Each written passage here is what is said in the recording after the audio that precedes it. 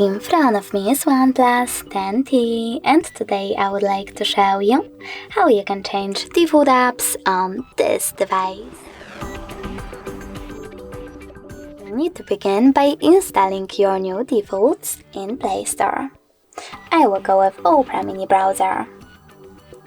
When it's ready, you don't have to open it, just wait for it to install, select Home button and go into Settings. So now, in Settings, scroll down and tap on Apps section. Over here you need to select Default Apps under App Management and tap on one of those sections. I want to change my browser, so all I need to do is tap on Browser app, click on Opera Mini and select the back button. As you can see, after that, my default app has changed. Thanks so much for watching. If you enjoyed this video, leave a like, comment and definitely subscribe. Bye!